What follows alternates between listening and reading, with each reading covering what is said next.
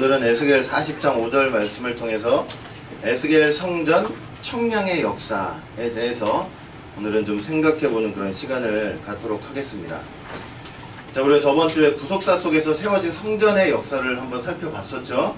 그런데 그 구속사 속에 세워진 이 성전의 역사를 보시면요, 청량이라는 단어는 나오지 않아요.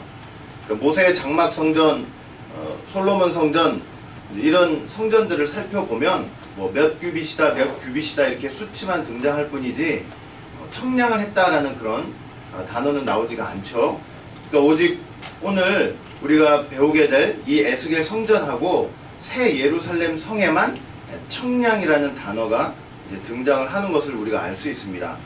자, 우리가 저번 주에는 에스겔 성전 그 서론에 대해서 말씀을 드렸고, 자, 이제 이 에스겔이 본격적으로 녹같이 빛난 사람을 쫓아다니면서 성전을 보게 되는 장면을 우리가 이제 알 수 있게 되는데, 자, 녹같이 빛난 사람이 성전을 어떻게 보여주느냐, 뭐 여기 데려가서 이거 이렇게 생겼다, 저기 데려가서 이거 이렇게 생겼다, 그렇게 보여준 것이 아니고 성전을 청량하는 것을 보여줬어요. 그리고 오늘 본문 볼 때 에스겔은 가장 먼저 본 것이 성전 사면의 담이었는데, 이 녹같이 빛난 사람이 바로 그 담을 청량하는 것을 에스겔이 본 것입니다. 여러분, 청량이라는 단어가 암시하는 것이 뭐냐면 바로 종말과 심판이에요. 마지막 때가 되었기 때문에 청량을 하는 것이고, 그리고 그 청량 기준에 합당치 못하면 이 새 성전에 들어갈 수 없다는 것을 말씀을 하고 있는 거죠. 그래서 우리가 에스겔 성전을 배우면서 어떤 이해를 해야 되느냐면, 에스겔 성전은 하나님께서 마지막 때 청량하시는 역사구나 하는 요 기본적인 이해를 가지고 우리가 공부를 시작을 해야 돼요. 그래서 오늘은 이 에스겔 성전 청량의 역사에 대해서 이제 몇 가지를 살펴보는 그런 시간을 갖도록 하겠습니다. 첫 번째는 구속사 속에서 나타났던 청량의 역사예요. 여러분, 이제 성경을 쭉 읽다 보시면 청량의 역사들이 나타나는 것을 우리가 살펴볼 수 있어요. 그 역사들을 우리가 조금씩 살펴보면요, 청량한다는 것이 어떤 의미인지를 우리가 분명히 알 수가 있습니다. 자, 예를 몇 가지 들 텐데, 다윗 왕이 모압을 공격을 했을 때 어떤 사람들은 살리고 어떤 사람들은 죽이고 그렇게 했어요. 근데 어떻게 그렇게 했느냐면, 사무엘하 8장 2절 말씀을 보시면, 다윗이 또 모압을 쳐서 저희로 땅에 엎드리게 하고 줄로 재어 그 2줄 길이의 사람은 죽이고 1줄 길이의 사람은 살리니, 이렇게 말씀을 하고 있어요. 그래서 어떻게 했대요? 2줄 길이의 사람은 죽였다 그랬죠. 그러니까 장정들은 죽이고 1줄 길이의 사람, 소년과 노약자들은 이제 살렸던 것입니다. 그래서 그 줄을 가지고 청량을 해서 살릴 자와 살리지 못할 자를 구분을 한 거예요. 자, 그리고 다윗이 죽기 전에 이 성전을 지을 재료를 준비를 했죠.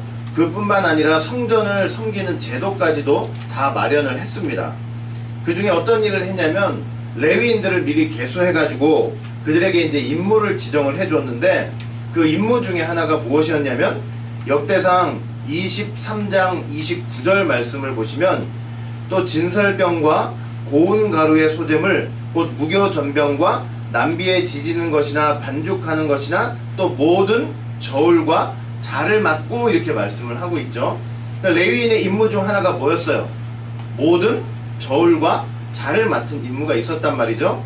근데 이 저울과 자는 어떤 때 사용되는 것이었냐면, 이제 하나님 앞에 제사를 드릴 때 고운 가루라든가 기름이라든가 포도주의 양을 정확히 재는 데 필요했던 거예요. 그러니까 하나님께서 이러한 것들을 바칠 때 그냥 막연하게 대충 바쳐라 이렇게 말씀하신 것이 아니고, 어느 정도를 바치라고 양을 정확히 지정을 해주셨기 때문에 레위인들이 그 저울과 자를 가지고 이제 청량을 한 것입니다. 그리고 하나님께서 그렇게 지정해 주신 정량에 따라서 이제 제물을 바쳐야 했어요. 그랬을 때 하나님께서 받으시는 거예요. 그래서 남거나 모자라서는 안 됐던 것이죠. 자, 그리고 아모스 선지자가 여러 가지 이상들을 봤는데 그 본 이상들 중에 하나가 무엇이었냐면 아모스서 7장 7절부터 8절 말씀 보시면 또 내게 보이신 것이 이러하니라 다림줄을 띄우고 쌓은 담 곁에 주께서 손에 다림줄을 잡고 서셨더니 내게 이르시되 아모스야 네가 무엇을 보았느냐 내가 대답하되 다림줄을 내 백성 이스라엘 가운데 베풀고 다시는 용서치 아니하리니 이렇게 말씀을 하고 있죠. 그래서 아모스 선지자가 뭘 봤어요? 다림줄을 봤단 말이죠. 근데 그 다림줄이라고 하는 것은 뭐냐면 수직이 잘 맞았는지를 청량하는 도구예요. 그러니까 아모스 선지자는 담 곁에서 주님께서 그 손에 다림줄을 잡고 서신 것을 본 것입니다. 북이스라엘 백성들이 정말로 하나님 앞에 영적으로 제대로 서 있는지를 이제 청량을 하는 역사였던 거예요. 자, 스가랴 선지자도 여러 가지 환상을 보는 중에 어떤 것을 봤냐면 청량줄을 잡은 한 사람을 보았습니다. 그 청량줄의 용도가 무엇이었느냐? 스가랴 2장 2절 말씀 볼 때 네가 어디로 가느냐? 물은즉 내게 대답하되 예루살렘을 청량하여 그 장광을 보고자 하노라 할 때 이렇게 말씀을 하고 있죠. 그래서 그 청량줄을 잡은 사람이 뭘 한다고 얘기했냐면 예루살렘을 청량한다고 말씀을 했어요.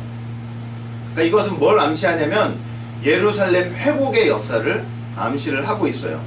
무슨 말이냐? 하나님께서 원하시는 정확한 기준에 의해서 그 성전이 회복되고 재건될 것을 말씀을 하고 있는 거죠. 그리고 그렇게 돼야만 하나님께서 인정하시는 참 성전이 될 수 있다는 것을 말씀을 하고 있는 거예요. 자, 그리고 스가랴 선지자는 또 무엇을 보았냐면 수룹바벨이 손에 다림줄을 들고 있는 것을 또 봤어요. 스가랴 4장 10절 말씀 볼 때 다림줄이 수룹바벨 손에 있음을 보고 기뻐하라 이렇게 말씀을 하고 있죠. 여러분, 수룹바벨이 어떤 사람이었어요? 성전을 재건한 사람이었죠. 그 수룹바벨의 손에 뭐가 있었어요? 다림줄이 있었단 말이죠. 그래서 그가 하나님께서 원하시는 기준대로 성전을 완성하게 될 것을 사실은 보여주고 있는 거예요. 여러분, 계시록에도 보면은 청량의 역사가 이제 등장을 하고 있습니다. 계시록 11장 1절 말씀 보시면 내게 지팡이 같은 갈대를 주며 말하기를 일어나서 하나님의 성전과 제단과 그 안에서 경배하는 자들을 청량하되 이렇게 말씀을 하고 있죠. 자, 그러니까 지팡이 같은 갈대를 가지고 하나님의 성전과 제단과 그리고 그 안에서 경배하는 자들을 이제 청량하는 역사라는 것을 보여주는 거예요. 자, 요한이 쉽게 말하면 이 막대기 같은 이제 청량 도구를 받은 것이죠. 이 막대기 같은 이 청량 도구는 무엇을 상징하냐면 바로 신구약 66권 하나님의 말씀 성경을 상징을 하고 있는 거예요. 이사야 11장 4절 말씀 볼 때 공의로 빈핍한 자를 심판하며 정직으로 세상의 겸손한 자를 판단할 것이며 그 입에 막대기로 세상을 치며 입술의 기운으로 악인을 죽일 것이다 이렇게 말씀을 하고 있죠. 근데 그 입의 막대기가 그 입의 기운, 그 입의 말씀이라는 것을 이제 우리가 알 수 있는 거죠. 그래서 이 지팡이 같은 갈대라고 하는 것은 뭐냐면 하나님 입에서 나오시는 말씀을 상징을 하는 거예요. 그런데 마지막 때 어떤 일이 있는 거예요? 그 말씀의 지팡이를 가지고 하나님의 성전과 제단과 그리고 그 안에서 경배하는 자들을 청량하는 역사가 있다는 것을 보여주는 것입니다. 여러분, 그리고 새 예루살렘 성을 봐도 새 예루살렘 성을 청량하는 금갈대가 있어요. 계시록 21장 15절 말씀 볼 때 내게 말하는 자가 그 성과 그 문들과 성곽을 청량하려고 금갈대를 가졌더라 이렇게 말씀을 하고 있죠. 그래서 금갈대, 새 예루살렘 성을 청량하는 금갈대도 있어요. 근데 금은 뭐 변하거나 변질되지가 않잖아요. 하나님의 이 청량 도구는 어떤 상황 속에서라도 변경되거나 그러한 일이 없고 아주 단호하다는 것을 말씀을 하고 있는 거예요. 새 예루살렘 성은요, 바로 하나님의 완벽한 공의와 기준이 실현되고 있는 현장인 것을 말씀을 하고 있는 것이죠. 그래서 이처럼 성경 구석구석을 보시면은 이 청량의 역사가 나타나고 있어요. 그리고 이 하나하나를 잘 살펴보다 보면 청량한다는 것이 도대체 어떤 의미구나 라는 것을 우리가 생각해 볼 수 있는 것입니다. 그 다음에 두 번째, 자 이제 에스겔 성전으로 돌아와서 그럼 무엇을 청량을 했느냐 하는 문제에 대해서 한번 생각을 해볼 거예요. 자, 오늘 본문 에스겔 40장 5절 이후의 말씀을 쭉 계속 보시면요, 성전의 모든 부분이 다 청량의 대상이었어요. 그래서 뭐 담, 문간들, 각종 방들, 성전과 제단, 안뜰, 바깥들, 각종 기둥들, 그러니까 성전의 모든 부분들을 다 청량을 했던 것입니다. 여러분, 이렇게 성전의 모든 부분들을 다 청량하는 이 에스겔 성전 청량의 역사라고 하는 것은 결국은 뭐냐면요, 하나님께서 우리의 마음 구석구석을 다 청량하시는 역사인 것을 이제 보여주고 있어요. 우리의 겉과 속, 그리고 우리의 행동과 마음을 하나님께서 다 달아보시는 역사라는 거죠.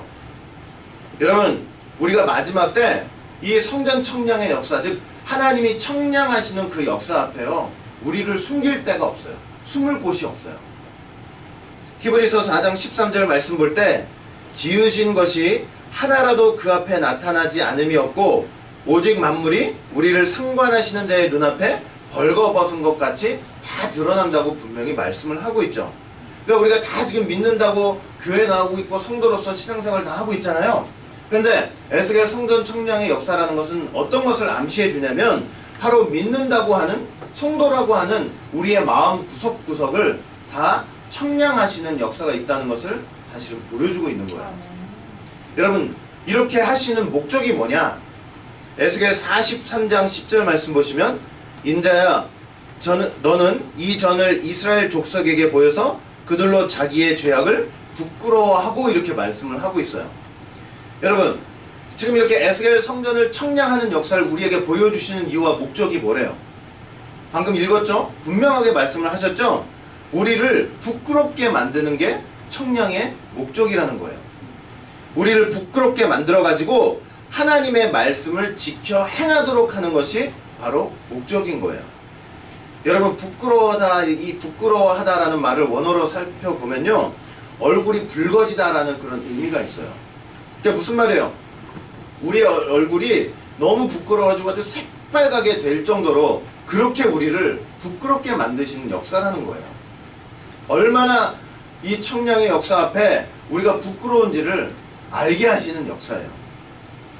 여러분, 우리가 에스겔 성전을 공부하면서 성전을 청량하는 그 역사를 보면서 저게 몇 척이네 몇 장대네 이렇게 그렇게만 생각할 것이 아니고요, 내가 그 앞에 얼마나 부끄러운 존재인가를 심각하게 고민하고 생각해보는 그런 것이 없다면 이게 제대로 공부할 수 없는 거예요. 여러분, 녹같이 빛난 사람이 성전 청량을 하면서 가장 먼저 청량한 것이 뭔지 아세요? 오늘 본문 말씀대로 담이에요. 담. 에스겔 40장 5절 말씀 볼 때, 그 담을 청량하니 두께가 한 장대요 고도 한 장대라, 이렇게 말씀을 하고 있죠. 여러분, 성전을 청량하면서 성전의 담을 먼저 청량했다는 것은요, 이 담이 얼마나 중요한가를 사실은 보여주고 있어요. 일단 담 안으로 들어와야만 뭐 성전의 모양은 어떻고 그 치수가 어떻고 우리가 그렇게 알 수 있는 거잖아요. 담 밖에 있으면 뭐 들어갈 수도 없고 쳐다볼 수도 없는 거예요. 자, 그런데 여기 보니까 담의 두께가 한 장대래요. 그리고 담의 높이도 한 장대래요. 우리가 저번주에 잠깐 살펴봤지만 한 장대는 6척이라고 그랬죠. 근데 이건 미터법으로 얘기하면 약 3.19m 정도 되는 거예요. 그러니까 담의 두께가 몇 미터예요? 3.19m, 담의 높이도 약 3.19m 정도가 되는 거죠. 그래서 성전의 담이 매우 두껍고 높다고 이제 볼 수 있는 거예요. 여러분, 요즘 교회들은요, 많은 사람들을 불러 모으기 위해서 담을 무척 낮추고 있어요. 그러니까 하나님의 말씀, 그 진리를 아주 정확하고 풍성하게 가르치지 않고 온갖 인간적인 방법과 세속적인 흐름에 타협을 하면서 성전의 담을, 교회의 담을 낮추고 있는 거예요. 누구나 다 들어올 수 있도록 낮추고 있는 거예요. 여러분, 에스겔 성전의 담은요 매우 높고 두꺼워요. 그것은 무엇이냐면 하나님의 말씀을 있는 그대로 수호하고 있는 그대로 선포하는 역사가 있다는 것을 보여주고 있는 것입니다. 그래서 그 담이 어떤 역할을 하냐면 거룩한 것과 속된 것을 구별하는 역할을 할 수 있어요. 에스겔 42장 20절 말씀 볼 때 그 담은 거룩한 것과 속된 것을 구별하는 것이더라 이렇게 말씀을 하고 있죠. 그러니까 담이 높고 두꺼우니까 뭘 구별할 수 있는 거예요? 거룩한 것과 속된 것을 다 구분할 수 있는 거예요. 여기 거룩한 것이라고 하는 것은 어떤 의미냐면 분리된 것, 구별된 것이라는 의미가 있어요. 그리고 속된 것이라고 하는 것은 뭐냐면 더럽혀진 것, 그리고 세속적인 것, 불경건한 것을 의미해요. 그러니까 이런 속된 것은 이 에스겔 성전 담 안으로 들어올 수 있어요, 없어요? 절대로 들어올 수가 없는 거예요. 뭐 때문에? 담이. 우리 교회도요, 어떤 어려움과 환란이 있다 할지라도 이 에스겔 성전의 담과 같은 이 담을 절대로 허물거나 낮춰서는 안 돼요. 아무리 힘들어서 우리가 죽을 지경에 갈지라도 이 담만큼은 튼튼하게 서 있어야 된다는 것을 반드시 기억을 하시길 바라겠습니다. 자, 세 번째, 성전을 청량하는 도구예요. 자, 우리가 이거 몇 번 공부했지만 두 가지인데 삼줄과 장대라고 말씀을 드렸죠. 자, 삼줄은 긴 거리를 청량할 때 사용되는 도구겠죠. 그런데 실제적으로 이 성전을 청량하는데 이제 사용했다는 기록은 없어요. 심지어 성전에 이제 두 담이 있는데 바깥담이 아주 길잖아요. 그런데 그 긴 거리를 청량할 때도 이 삼줄을 이용하지 않고 장대를 이용했어요. 장대를. 근데 여러분, 성전 바깥담 한 면의 길이가 몇 장대라고 말씀드렸어요? 500장대라고 말씀을 드렸죠. 그러니까 한 면마다 장대를 몇 번 갖다 댄 거예요? 500번을 갖다 댄 거예요. 근데 이게 정사각형이니까 총 몇 번 갖다 댔겠어요? 무려 장대를 2000번이나 갖다 댄 거예요. 그냥 3줄 가지고 한번 쫙 재면 될 걸 가지고 이렇게 장대를 2000번이나 갖다 대면서 이렇게 청량을 한 것입니다. 일일이 갖다 대면서. 그니 그 담이라는 게 얼마나 확실하겠어요. 딱 한 장대씩 갖다 대면서 철저히 보고 확인했을 거 아니에요. 그렇죠? 그럼 3줄은 언제 사용되었을까? 여러분, 에스겔 47장을 보시면 성전에서 흐르는 물이 있잖아요. 동편, 그 동쪽 문 5편에서 물이 이렇게 스며 나왔는데, 자, 기억을 하시겠죠? 천척을 재고 나니까 물이 발목에 왔어요. 그리고 또 천척을 재고 나니까 물이 이제 무릎에 왔단 말이죠. 그 다음에 또 다시 천척을 재고 나니까 이제 물이 허리에 왔고, 그 다음에 또 천척을 재고 나니까 사람이 건널 수 없는 강이 되었다 이렇게 말씀을 하고 있죠. 그러니까 이렇게 긴 거리를 청량할 때 아마 3줄을 재었을 것이다 이렇게 이제 말씀을 하고 있어요. 이 3줄을 재는 역사, 제가 수요일날도 말씀드렸지만 이제 계시록 7장에 등장한다는 것을 말씀을 했죠. 자, 그리고 성전을 청량하는 또 하나의 도구는 뭐라고 말씀드렸어요? 장대였죠. 장대. 장대는 한 장대는 몇 척? 6척. 그리고 이제 미터로 얘기하면 약 3.19m 정도라고 그랬죠. 자, 그런데 자, 한 장대는 6척이에요. 6척. 그런데 척은 뭐라고 말씀드렸어요? 한 규빗에다가 한 손바닥 길이가 더해진 길이라고 말씀드렸죠. 여러분, 한 규빗은 6손바닥 길이에요. 근데 척은 7손바닥 길이죠. 여러분, 지상에 세워졌던 모든 성전 치수 단위가 규빗이었어요. 그러니까 6손바닥 길이죠. 육수예요. 그런데 에스겔 성전만큼은 성전 그 청량의 치수 단위가 7손바닥 길이에요. 몇 수가 사용됐어요? 7수가 사용될 거예요. 그러니까 지상에 세워졌던 모든 성전의 치수 단위는 6수였고, 에스겔 성전만큼은 성전을 청량할 때 그 성전을 청량하는 치수 단위가 이제 7수였단 말이죠. 자, 여러분, 7수는, 6수는 사람의 수죠. 7수는 하나님의 수고, 완전수고, 7수는 완전수죠. 그러니까 7수는요, 예수님 자신의 수예요. 예수님한테만 속한 수예요. 이게 사람의 수와 상관이 없어요. 육수는 사람의 수죠. 그러니까 예수님이, 여러분, 예수님께서 인류를 대속하시는 십자가에서 6시간 달려 계시면서 몇 말씀 하셨어요? 7말씀 하셨죠? 칠수예요, 칠수. 그러니까 예수님만이 칠수를 하시는 거예요. 예수님만이 칠수예요. 인류를 구원하시는 완전하신 구속의 말씀이에요. 그러니까 칠수를 내놨기 때문에 사단이 그거를 7말씀 하신 것을 어떻게든 공격하지 못하는 거예요. 넘어뜨리지도 못하고 무너뜨리지도 못해요. 그리고 요한이 계시록을 기록하면서 이제 예수님을 딱 소개를 하는 장면이 나오는데, 예수님을 어떻게 소개했냐면 계시록 5장 6절 말씀 보시면, 내가 또 보니 보좌와 내 생물과 장로들 사이에 어린 양이 섰는데 일찍 죽임을 당한 것 같더라. 7뿔과 7눈이 있으니 이 눈은 온 땅에 보내심을 입은 하나님의 7 영이더라. 이렇게 말씀을 했죠. 지금 요한이 봤어요.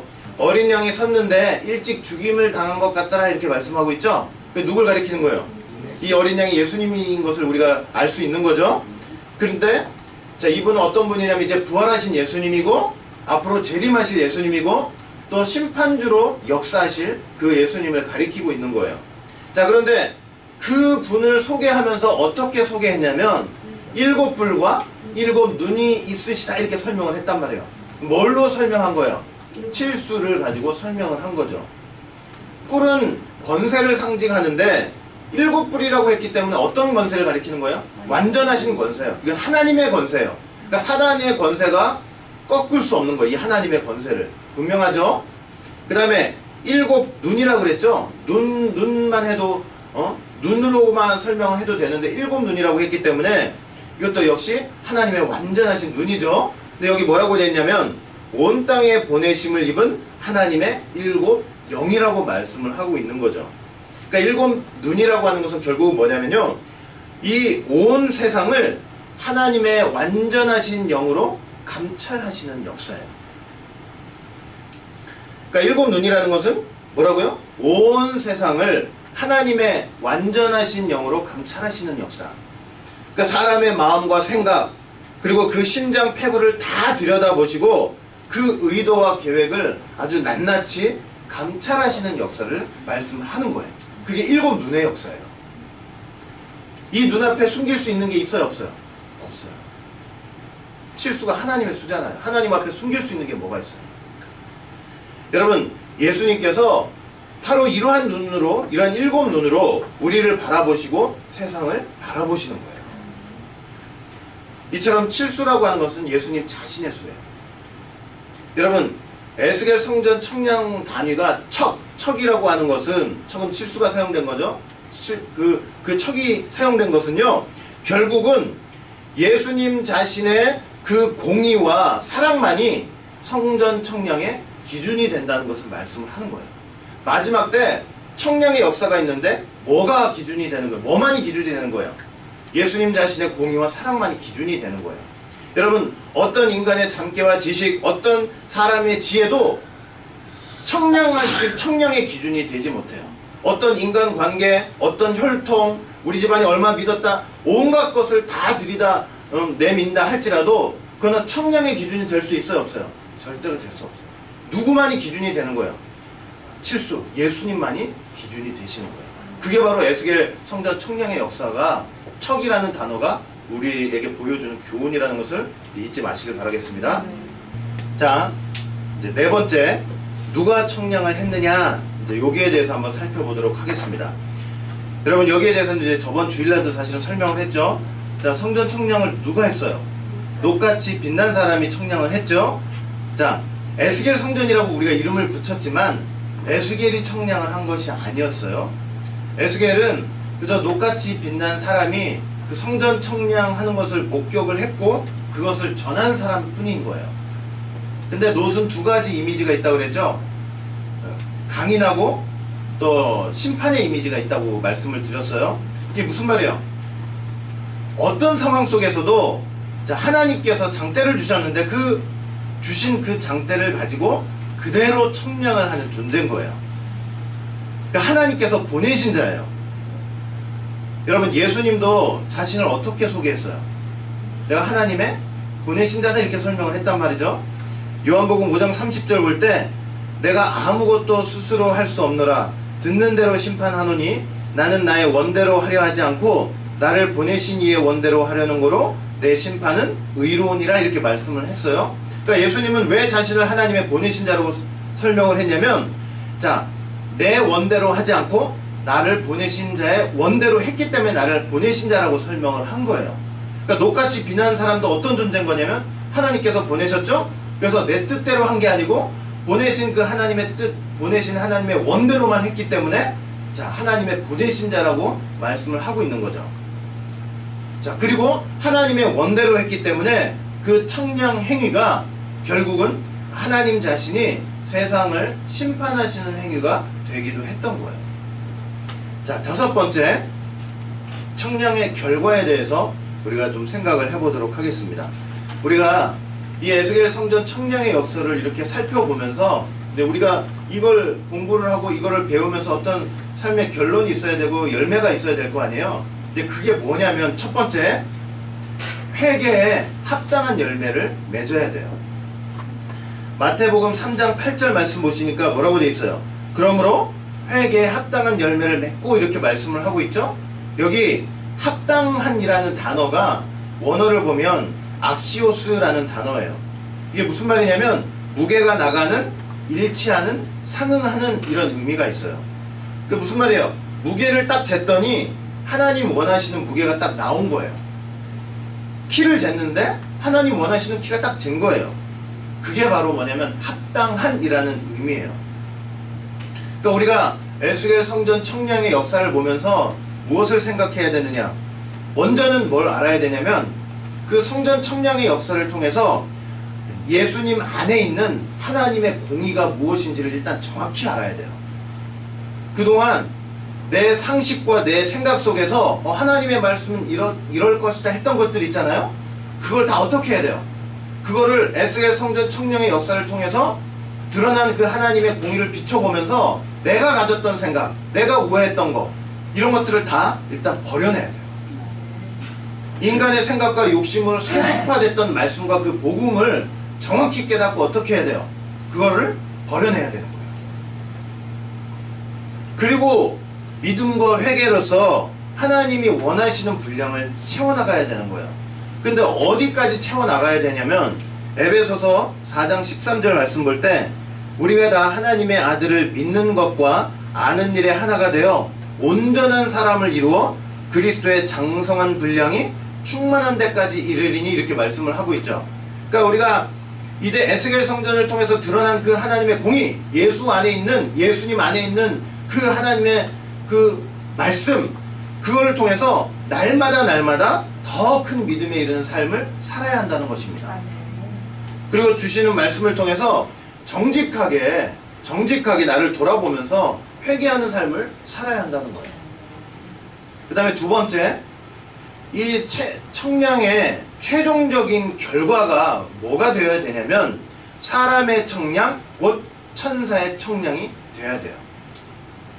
여러분 계시록을 보시면 어떤 표현이 나오냐면 계시록 21장 17절 보시면 그 성곽을 청량함에 144 규빗이니 사람의 청량, 곧 천사의 청량이라 이렇게 말씀을 하고 있어요. 그러니까 새 예루살렘 성은 어떤 세계가 이루어진 거예요? 사람의 청량, 곧 천사의 청량, 요 세계가 이루어진 세계예요. 자, 그런데 여기서 천사의 청량이라고 하는 것은요, 하나님의 청량임을 암시를 하고 있어요. 자, 예를 들면 이거예요. 하나님께서 이거예요. 예를 들게요. 하나님께서 이제 7m 되는 자를 천사에게 주시면서 너 그거 가지고 가서 어디 가가지고 그거 청량해봐. 사람을 청량하든 뭘 청량하든 가서 청량을 해봐. 이제 이렇게 명령을 내리셨다고 생각을 해보세요. 그러면 천사가 그 7m 자를 가지고 뭐 중간에 그 들기 무겁다고 부러뜨려 버리고 그냥 깎아버리고 이러지 않고 딱 7m 되는 그 자를 그대로 가가지고 청량을 딱 했다면 그 청량은 하나님 자신이 청량한 역사가 되는 거예요. 이해가 되죠? 천사가 청량을 딱 했더니 이 사람 이 성전 뭐 어떤 거는 7m가 나오네요. 어떤 건 6m가 나오네요. 6m 사람의 수죠. 7은 하나님의 완전 수고.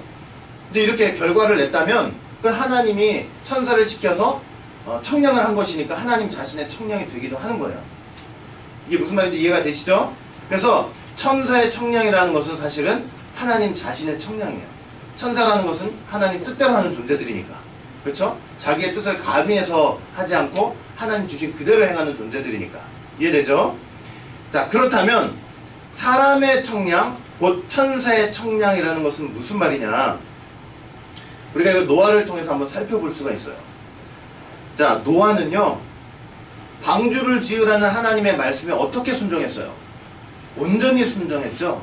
하나님이 방주를 어떻게 지으라고 아주 세부적으로 잘 말씀해 주셨잖아요? 그거 노아가 방주를 짓다가 너무나 그 재료 구하기 힘들고 노동이 힘들어서 수치를 변경하거나 재료를 변경한 적이 있어요? 없어요?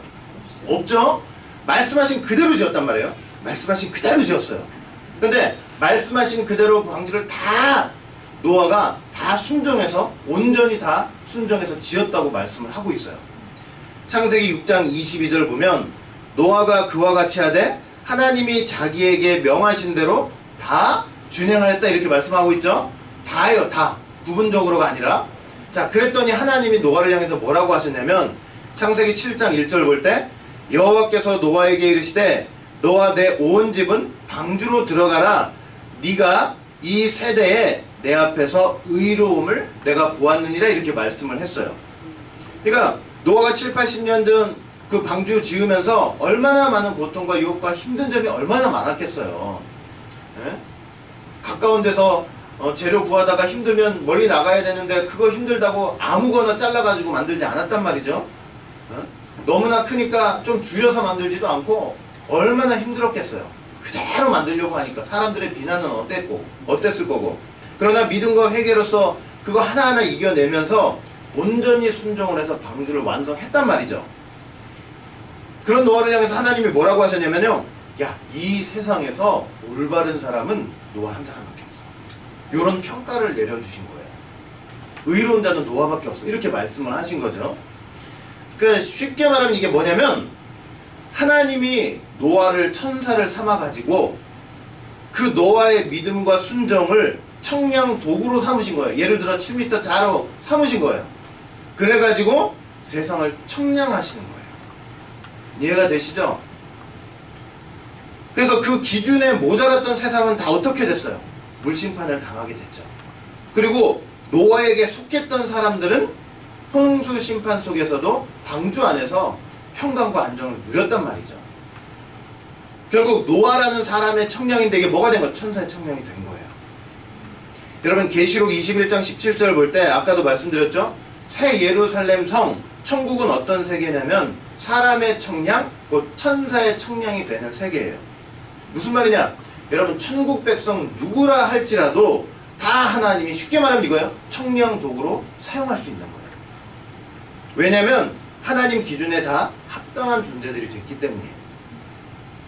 여러분 우리가 에스겔 성전 청량 역사를 통해서 궁극적으로 알아야 될 사실이 뭐냐면 우리가 다 사실은 그 청량 기준에 합당한 사람들이 되어야 한다는 거예요.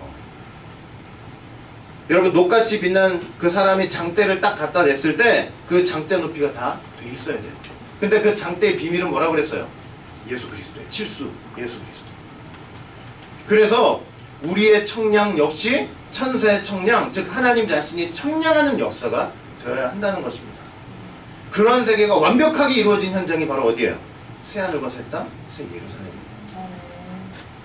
세 번째, 청량받지 못하는 인생의 불행에 대해서 한번 생각해 보겠습니다.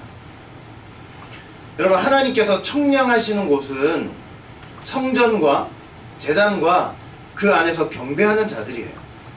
청량하지 않으시는 곳이 어디냐면 계시록 11장 2절 말씀 볼 때 성전 밖 마당은 청량하지 말고 그냥 두라라고 말씀을 하고 있어요. 여러분 성전 밖 마당은 뭘 가리키는 걸까요? 이사야 1장 12절 말씀 볼 때 내가 너희가 내 앞에 보이러 오니 그것을 누가 너희에게 요구하였느냐 내 마당만 밟을 뿐이니라 이렇게 말씀을 했어요. 그러니까 성전과 제단 앞으로는 담대하게 나오지 못하고 성전 뜰만 밟는 사람들을 가리키는 거예요. 여러분 제단 앞으로 나오지 못하기 때문에 뭐가 없는 거예요? 회개가 없어요. 성전은 나오는데 제단 앞에 나오지 못하기 때문에 뭘 하지 못하는 거예요. 회개가 없는 거죠.